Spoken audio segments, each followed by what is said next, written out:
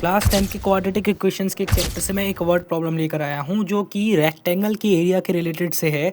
तो ये थोड़ा पढ़कर जाना क्योंकि थोड़ी सी कंफ्यूजिंग है, शायद पेपर में तुम ना कर पाओ। क्वेश्चन तुम्हारी स्क्रीन पर है ही, मैं तुम्हें समझाता हूँ। देखो, हमारे पास एक रेक्टेंगुलर लॉन है जिसके डायमेंशन हमें दे रखे हैं 50 मीटर इंटू 40 मीटर, यानी कि लेंथ और ब्रीथ दे रखी है इसकी। और रेक्टेंगुलर लॉन से तुम बोल सकते हो कि काइंड ऑफ एक रेक्टेंगुलर एरिया है, या फिर हम बोलेंगे लॉन का मतलब काइंड ऑफ गार्डन टाइप। अब यहाँ पर उसके मिडल में, उस रेक्टेंगुलर लॉन के मिडल में एक पॉन्ड को कंस्ट्रक्ट करा गया है और हमें ये दे रखा है कि जो एरिया ऑफ द ग्रास है जो कि उस पॉन्ड को सराउंड कर रहा है वो है 1184 मीटर स्क्वायर। यानी कि ये जो बीच में तुम फिगर में देख पा रहे हो पॉन्ड है, और उसके चारों तरफ जो है तुम एक डैश देख पा रहे हो कि वो ग्रासेस हैं। और इसका जो पीछे मतलब बाहर का जो एरिया है ना, ये जो एरिया तुम शेडेड में देख पा रहे हो स्क्रीन पर, उसका एरिया तुम्हें 1184 मीटर स्क्वायर दे रखा है। और हमसे लेंथ और ब्रीथ निकालने के लिए कही है पॉन्ड की, यानी अंदर वाले रेक्टेंगल। सबसे पहली बात तो देखो, जो तुम्हें निकालना है उसको तुम वेरिएबल मान लो।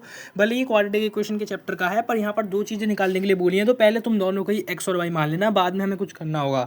तो यहाँ पर मैंने इसे एक्स और वाई मान लिया, यानी लेंथ को एक्स और ब्रीथ को वाई।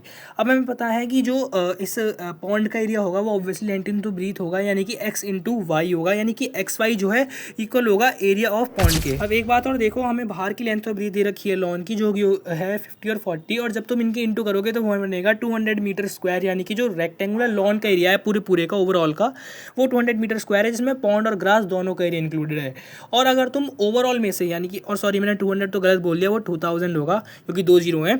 और अगर तुम पूरे में से, यानी रेक्टेंगुलर लॉन के पूरे एरिया में से माइनस कर दोगे 1184 मीटर स्क्वायर वाला एरिया, यानी कि ग्रास का जो एरिया है जो कि पॉन्ड को सराउंड कर रहा है, तो माइनस करने पे तुम खुद सोचो, इस पूरे में से अगर मैं इस एरिया को हटाऊंगा तो यानी पॉन्ड का मिडिल का एरिया बचेगा, यानी कि वो जो हमारे पास बीच में पॉन्ड है उसका एरिया बचेगा। और माइनस करने के बाद तुम्हारे पास बचेगा 816 मीटर स्क्वायर, यानी कि वो जो बीच का पॉन्ड है उसका एरिया है हमारे पास 816 मीटर स्क्वायर। और हमें उसकी लेंथ और ब्रीथ भी पता है जो हमने लेट करी थी, यानी कि एक्स और वाई। तो हम बोल सकते हैं कि एक्स इंटू वाई जो है is equal to 816 metre square है। अब यहाँ मैंने तुम्हें एक चीज़ जो बताई है कि तुम लेंथ और ब्रीथ को एक्स और वाई मानो, वो तुम ना भी मानोगे ना तो भी काम चल जाएगा, पर एक बार को तुम्हें लाइक लेंथ इंटू ब्रीथ लिखने के लिए या फिर एक्स इंटू वाई लिखना ही पड़ेगा। तो तुम एक्स वाई मत मानना, लेंथ इंटू ब्रीथ ही लिख देना। अब यहाँ पर हमें लेंथ और ब्रीथ जो है एक्स की फॉर्म में फाइंड करनी है। पहले तो तुम्हें एक्स लेट कर लेना है एक चीज़ को, जो कि डिस्टेंस होगी between the pond and lawn. यानी कि देखो, ये मिडल में ना हमें बोला गया है कि एकदम पॉन्ड के बीच में कंस्ट्रक्ट करा गया है, यानी कि चारों तरफ से जो वो डिस्टेंस होगी वो इक्वल होगी, और उसको तुम एक्स मान लेना। और लेंथ में से अगर तुम दो बार को, यानी कि 2x को माइनस कर दोगे, 50 माइनस 2x कर दोगे तो वो पॉन्ड की लेंथ हो जाएगी, और 40 माइनस 2x कर दोगे तो वो ब्रीथ की, आई मीन पॉन्ड की ब्रीथ हो जाएगी।